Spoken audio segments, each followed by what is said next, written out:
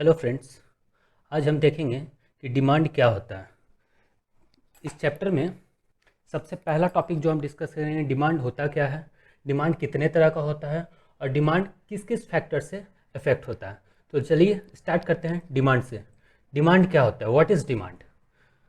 सबसे पहला क्वेश्चन किसी भी चैप्टर का यही होता है कि उस चैप्टर का मतलब क्या होता है। तो demand is a quantity of commodity which a consumer wishes and able to produce or purchase at a given level of price and during a specified period of time।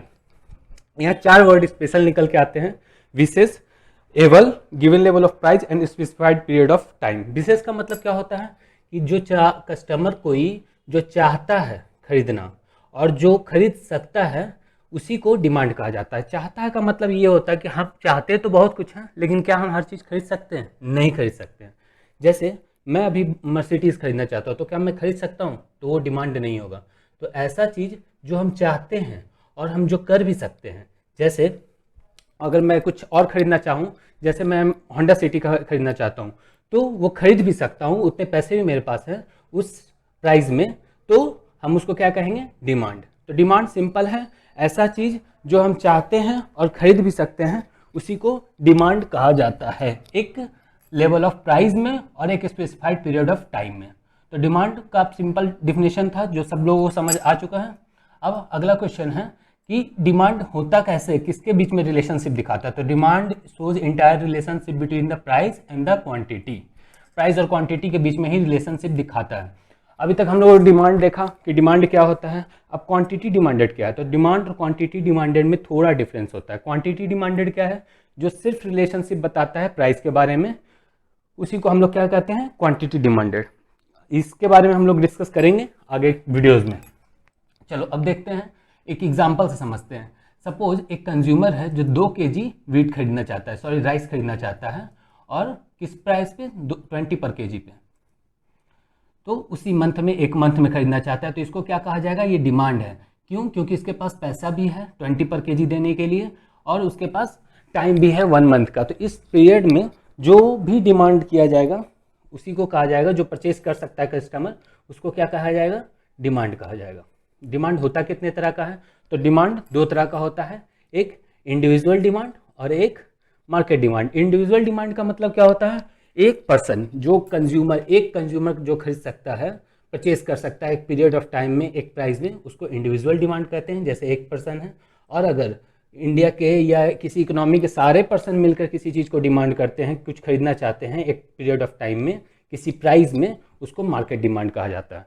तो इंडिविजुअल डिमांड और market demand में difference क्या है? Individual demand सिर्फ एक person के लिए होता है, जबकि मार्केट डिमांड जो होता है एक से ज़्यादा पर्सन्स के लिए होता है। तो डिमांड अब समझ आ चुका है, 2 तरह का था। डिमांड क्या था? एक जो एबल हो सके और जो विश करते हैं हम, और जो एबल हो सके गिवन पीरियड ऑफ टाइम में खरीद सकता है जो कंज्यूमर, उसी को कहते हैं डिमांड। डिमांड 2 तरह का समझ आ चुका है। अब देखते हैं कौन कौन सा फैक्टर्स है जो डिमांड को अफेक्ट करता है। तो सबसे पहला फैक्टर क्या होगा? ऑब्वियसली प्राइस होगा। प्राइस ऑफ द कमोडिटी ही है जो डिमांड को अफेक्ट करता है, सबसे बड़ा फैक्टर है। वो फैक्टर सबसे बड़ा कैसे है? सपोज आपके पास, आपको किसी चीज़ का प्राइस इंक्रीज हो जाता है, तो आप क्या सोचते हो कि प्राइस को कम कर दिया जाए, सॉरी डिमांड को कम किया जाए। क्यों? ताकि मेरे पास उतना ही पैसा है तो उतने में हम खरीदना चाहते हैं, इसीलिए इसको बोला जाता है कि प्राइस सबसे इंपॉर्टेंट चीज़ है। जब प्राइस ऊपर चला जाएगा तब डिमांड क्या होगा? नीचे आ जाएगा। तो प्राइस और डिमांड के बीच में नेगेटिव रिलेशनशिप होता है, या कह सकते हैं इन्वर्स रिलेशनशिप होता है। तो सबसे पहला फैक्टर क्या है डिमांड में? वो है प्राइस ऑफ द कमोडिटी। फिर दूसरा फैक्टर क्या होता है? Price of the other related goods. Other related goods क्या होता है?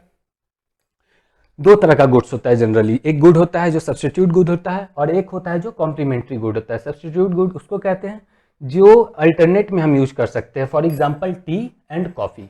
अगर टी का प्राइस बहुत ज़्यादा बढ़ जाए, प्राइस टी का बहुत ज़्यादा बढ़ जाएगा, तो हम क्या करेंगे? सोचेंगे कि क्यों ना हम कॉफ़ी ही जाकर पी लें।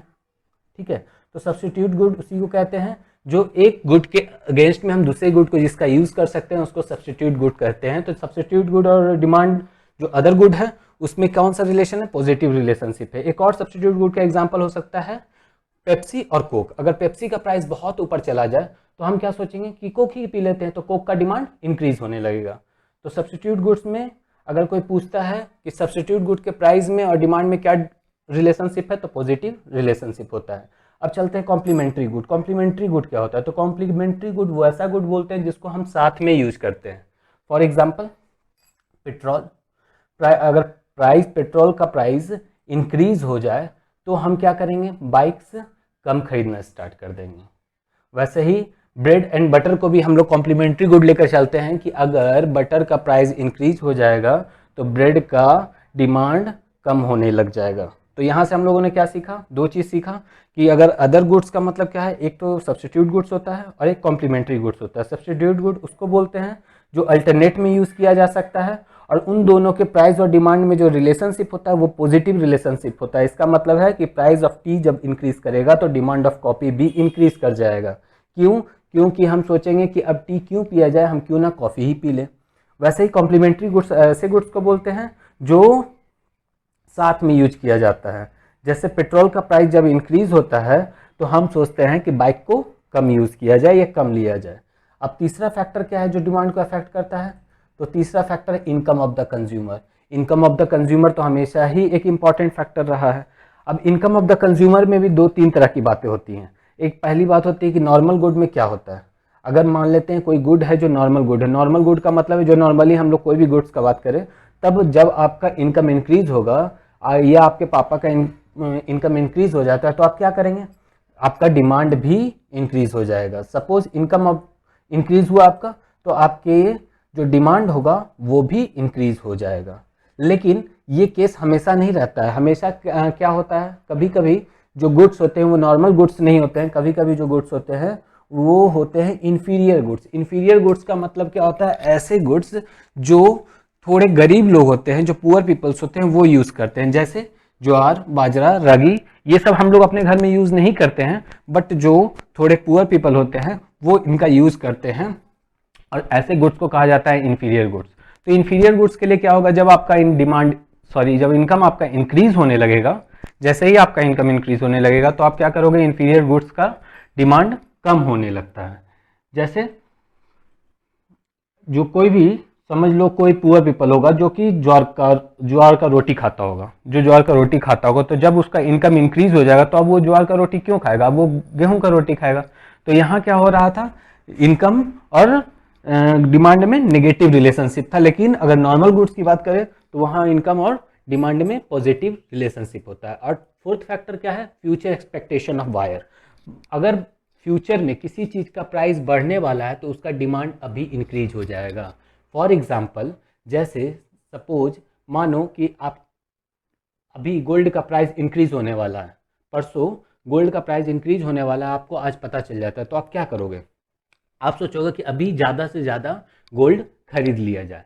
तो जब भी अगर चांसेस होता है कि फ्यूचर में किसी चीज़ का प्राइस बढ़ने वाला है तो हम क्या करते हैं? डिमांड को बढ़ा देते हैं। लेकिन अगर ये सोच होता है कि अगर फ्यूचर में इसका डिमांड कम होने वाला है, इसका प्राइस कम होने वाला है, तो हम क्या करेंगे? उसके डिमांड को अभी कम कर देंगे, क्योंकि हम सोचेंगे इसको परसों खरीद लिया जाएगा, इसका परसों तो प्राइस कम हो जाएगा। तो पांचवा फैक्टर क्या था? Future expectation of buyer. अब पांचवा जो फैक्टर है जो इंडिविजुअल डिमांड को अफेक्ट करता है, consumer taste and preference. Consumer taste and preference का मतलब क्या है? जब कंज्यूमर का टेस्ट चेंज हो जाता है तो उसका डिमांड ऑटोमेटिकली कम हो जाता है।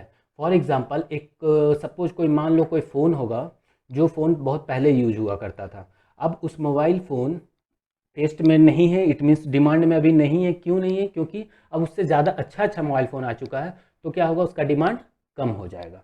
तो अभी तक हम लोगों ने क्या क्या देखा कि 5 फैक्टर्स थे जो डिमांड को अफेक्ट कर रहे थे। Price of the good, price of the good के साथ कैसा रिलेशनशिप था? नेगेटिव रिलेशनशिप था। जब प्राइस इंक्रीज हो रहा था तो डिमांड कम हो रहा था।